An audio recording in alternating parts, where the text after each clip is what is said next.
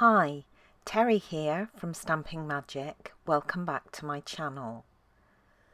Today's project is a gift box. I've used the beautiful Painted Poppies stamp set together with the Painted Labels dies. I've also used some of the Peaceful Poppies Designer Series paper. So let's get started.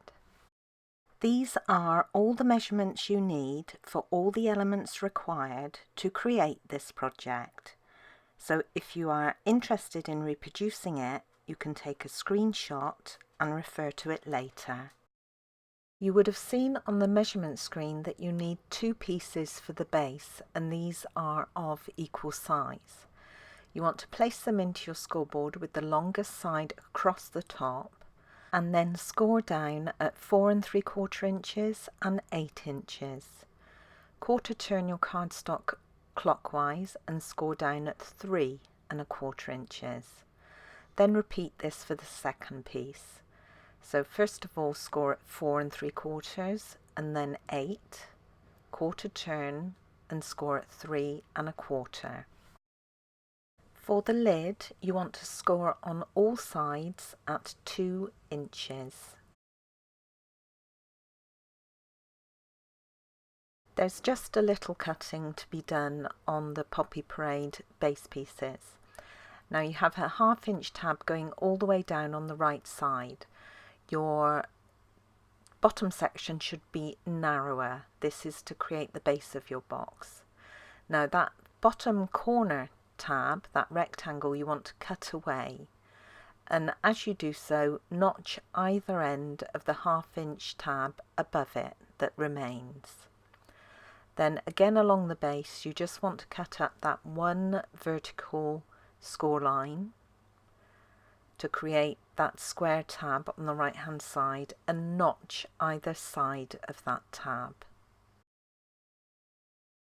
And then I'll repeat all this for the second piece.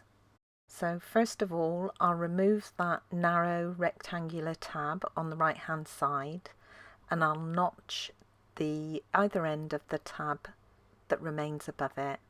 Then I'm going to cut up that vertical score line on the base and notch either side of the tab. Now for the old olive lid. Now you'll see that you've got 4 squares, one on each corner, and all I'm going to do is with the one of the longer sides towards me is cut up the score line to create a tab of that corner section, and I'm going to notch either side of it. Then I'm going to do the same thing on the other side, so cut up the score line and notch either side of the tab. Then I'll turn the card to the opposite long side and just repeat that. So I'm going to cut up the vertical score lines and notch the corner tab. And this is what your finished piece should look like. I can now go ahead and fold and burnish all the score lines on all the pieces.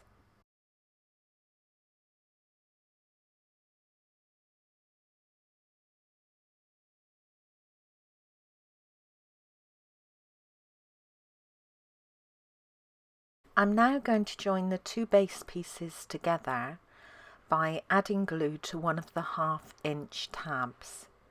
Then I'm just going to place the other piece on top of it. And then I can add glue to the second 1/2 inch tab, and then I can join the opposite end to it. To finish the base of the box, you want to decide which side is the front and which is the back. They'll both have a join seam, so it doesn't really matter. So whichever is your back side, fold that tab in first of all, and then add glue to the remaining 3 tabs. You then want to fold in the side tabs and then the front tab and give it a good press down from the inside. To form the lid of the box, all I'm going to do is add glue to the corner tab, and then I can position this onto the adjacent side section or front or back section. Now you want to make sure that your corner remains nice and square.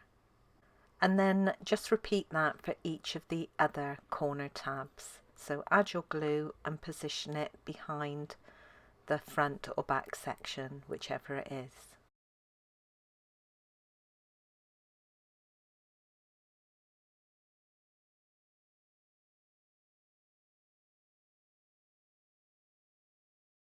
And then once all 4 corners have been done, you can test your lid on your base.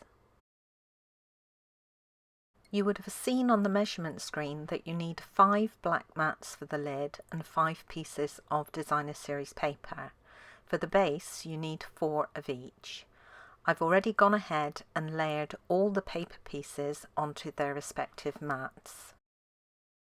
And this is how your box will look once all the panels have been added to the lid and the base. Now I've sized this box for a specific gift, and it's this cute sheep mug. So that will fit nicely inside, and then I can replace the lid. And now we can decorate the front. The happy birthday sentiment comes from the Magnolia Blooms stamp set, and I love this font on this sentiment. Now I'm going to stamp using my favourite black ink, which is VersaFine. I'm prepping my cardstock, which is normal weight Whisper White, with my embossing buddy, and then I'll just stamp my sentiment down. Now VersaFine ink doesn't dry immediately, so you can emboss with it, which is one of the things I love about it, that and it's an intense black. I'm covering it with clear embossing powder here, and then I can melt that with my heat tool. I'm using one of the label dies from the Painted Labels frameless set to cut out my sentiment, and I'll also need the 2 outline flowers and the 2 leaves for later on. This is the Painted Poppies stamp set.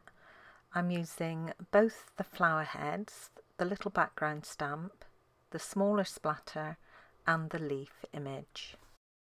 I will be stamping my base colour in Poppy Parade for the flowers, but first of all I'm going to prep my cardstock. This is normal weight Whisper White, and I'm just prepping it with my embossing buddy to remove any static. Now I'm going to stamp that little background stamp 4 times. At this point I didn't know how many flowers I would need or which ones to decorate my box, so I decided to stamp 2 of each. I'm using VersaFine Onyx Black ink again for the detailed flowers, and I'm going to stamp the 2 large ones first of all and cover with clear embossing powder. Now my Poppy Parade ink wasn't fully dry at this point, so I did get some speckles of powder on the background, but I do like the effect of this. It makes the flowers look dewy. I can now stamp my 2 smaller flowers and again cover with clear embossing powder.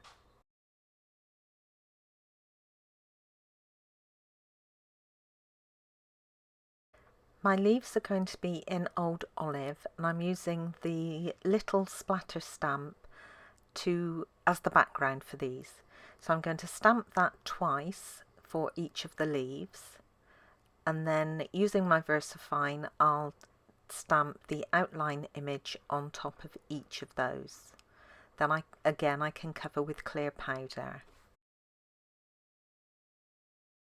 I can then melt all the powder with my heat tool.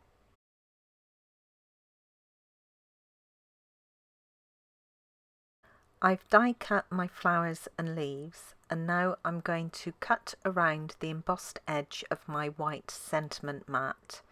I'll be layering it on top of another black die cut so it'll have a nice border edge. Once the little mat's been trimmed, I can emboss it using the Subtle 3D folder, which is one of my favourite embossing folders. I've layered the white sentiment mat onto the black die cut, and then I've gone ahead and added dimensionals to the reverse. I can now remove the backings from the dimensionals and position my sentiment onto the centre of the front panel on the lid. At this point, after having a little play, I decided that I was only going to use the two smaller flower heads and the two leaves to decorate the front of my box, so these will be the only ones you see me add. The flowers will both partly be raised up on dimensionals and partly glued flat to the sentiment panel, so I'm just working out where I need to put the dimensionals first of all, and also the position I want the leaves in.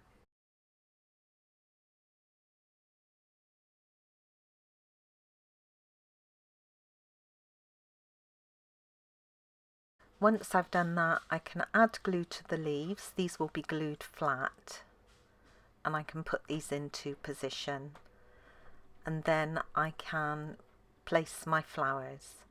I'm just going to add a little glue where they overlap that sentiment panel.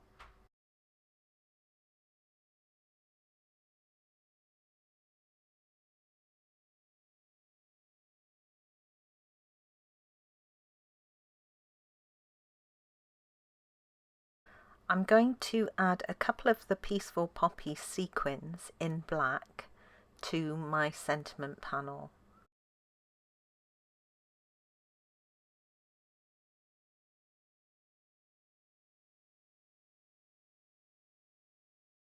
And these I'll fix in place just using a tiny dot of my multi-purpose adhesive.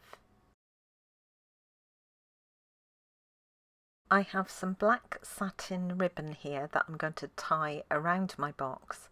Now this ribbon is actually retired. It's 5/8 of an inch wide, but we do have black satin still in the annual catalogue, which is 1/2 an inch wide, which would work just as well.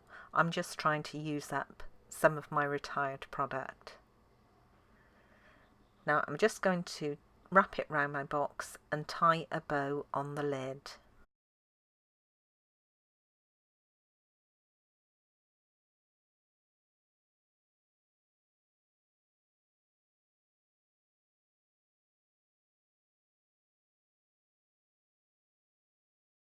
Then as a final finishing touch, I'm going to use some of the twine from the Country Club twine combo pack in black and tie a little tiny bow that I'm going to position onto that front panel.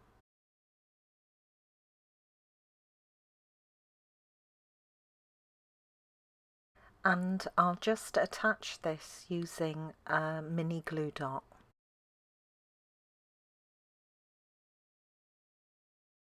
And that's it. The box is now complete. I think it looks really pretty. The finished size of this box is 4 3/4 inches wide, 3 1/4 inches deep, and 4 inches high. Now, of course, I needed a card to go with it, so I created this one.